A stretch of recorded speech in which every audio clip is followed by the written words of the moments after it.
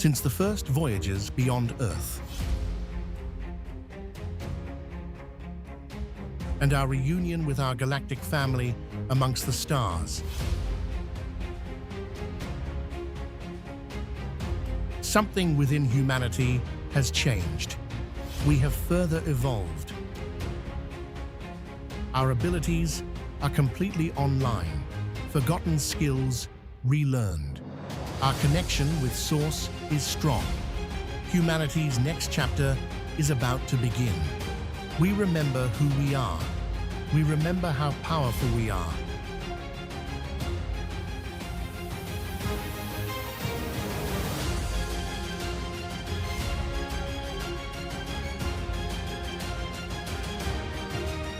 We are no longer tourists. We are no longer students in training, although the learning never truly ends. We are ready to step into our destiny, as protectors, as healers, as restorers of balance, forged through the struggles we endured on Earth, strengthened by our vast and diverse DNA, and led by King Sananda Galactic and his second-in-command B, the humans of Earth have become resilient, formidable, awake. Now we go forth amongst the stars with a higher purpose, not to explore, but to serve, protect, and liberate, as guardians of the universe, as peacekeepers amongst the stars. World 1.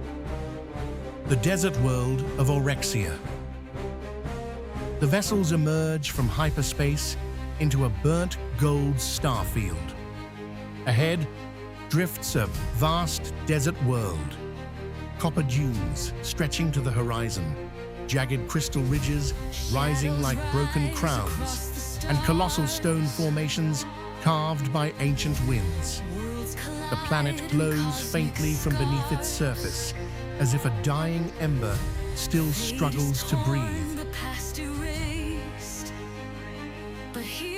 This world is called Orexia, once vibrant, once harmonic, once a hub of stellar trade and culture, bustling with life. Now, it is sick.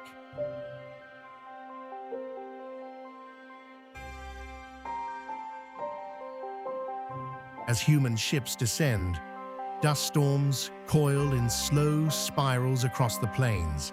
Not violent, but heavy, weighted, tired. The ground is cracked, not broken by war, but by exhaustion.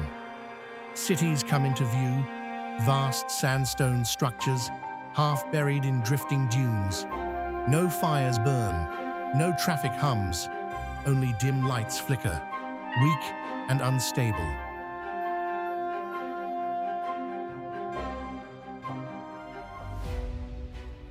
King Sananda Galactic and B stand side by side on the spacecraft platform, looking out to the Orexian city, eyes calm, luminous, unwavering. Around them gather the crew. This is not reconnaissance, this is intervention. Native beings emerge slowly. They are tall, elongated humanoids with sun-bronzed skin and faint crystalline veining beneath their flesh. Their eyes glow pale gold, dulled by fatigue. Many lean on staffs or one another. Some cough. Their chests pulse irregularly with dim, flickering light. A planetary illness, not bacterial, not viral. A frequency collapse. Their cellular structures are losing coherence. Their biofields are destabilizing. Their light is desynchronizing from their original planetary harmonic.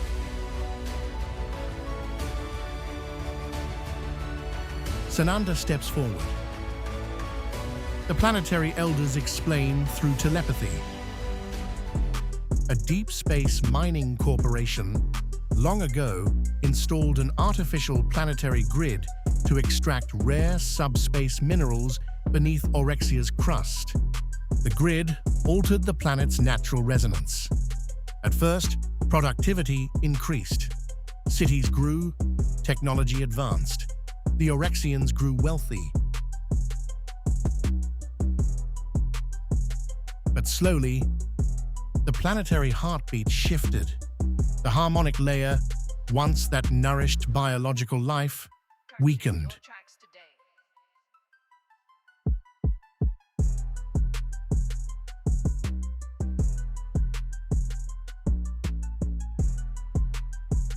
Generations later, the consequences surfaced.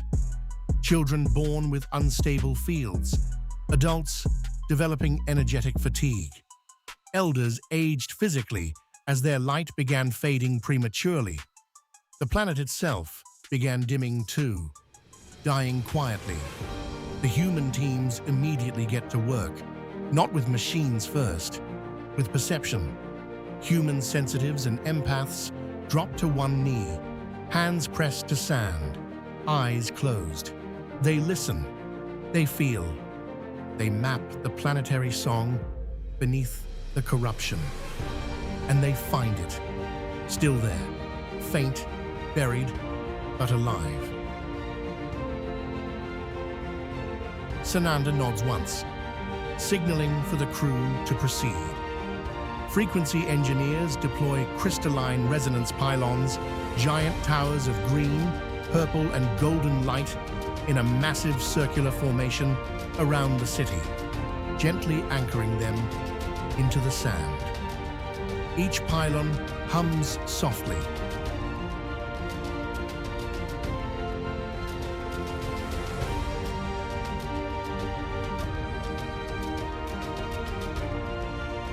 Human healers form concentric rings, palms open, spines straight, breathing synchronized.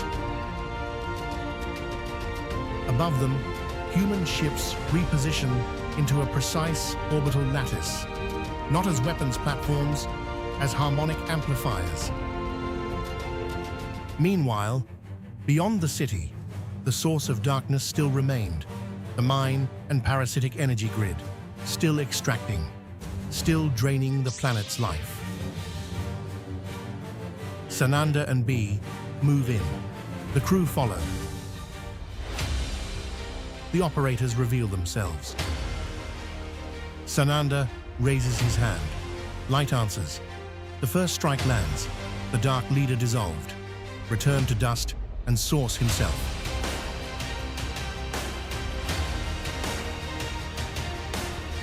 B moves next. Swift, controlled.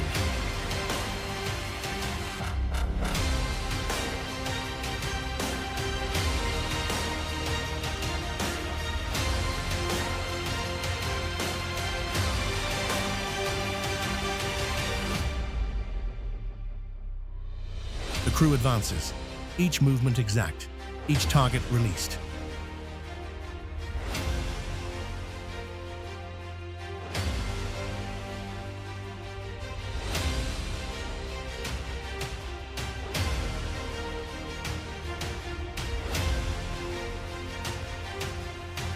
Within moments, the path is clear. Sananda steps forward, his command: destroy the core of the system powering the mine. B highlights it in green. Sananda hits it with a blue light energy blast. From within, a golden white light emerges. The mine cannot hold. The false grid fractures. The structure collapses inward.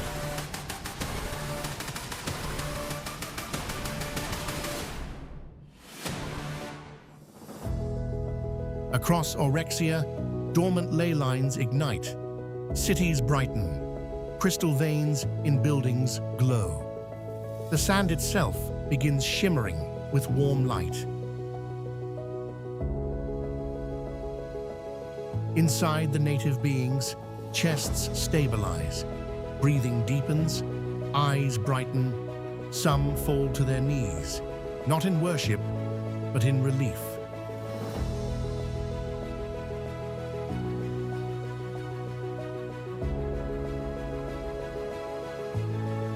Children who are barely conscious begin sitting upright. Elders straighten, Skin regains subtle luminescence as their ages regress. Human healers move among the population, hands glowing softly, reinforcing individual biofields. They do not impose energy. They remind bodies how to remember themselves. One human woman kneels before a young Orexian child. A soft green-gold pulse passes between them. The child's dim chest light flares bright. The child laughs. First laughter heard on Orexia in years. Across the desert horizon, something extraordinary happens. Vegetation long thought extinct begins pushing through sand. Small crystalline plants, golden grasses, luminescent mosses creeping along cracked stone. The planet is rehydrating energetically, reharmonizing. Different creatures begin to emerge from hiding, awake and energized after what felt like the longest night. Before departure, the planetary elders gather with Sananda. They offer no riches, only gratitude and a vow. Orexia will never again sacrifice its soul essence for convenience or riches. When the human vessels finally lift from the desert sands, the planet below glows noticeably brighter than when they arrived. From orbit, Orexia no longer looks like a dying ember. It looks like a rekindled sun buried beneath gold. Humanity does not celebrate. They log the mission, confirm success. Sananda watches in silence, then turns back toward the fleet. Course set, next mission. Because Guardians do not linger. They move where they are needed, and the universe is vast.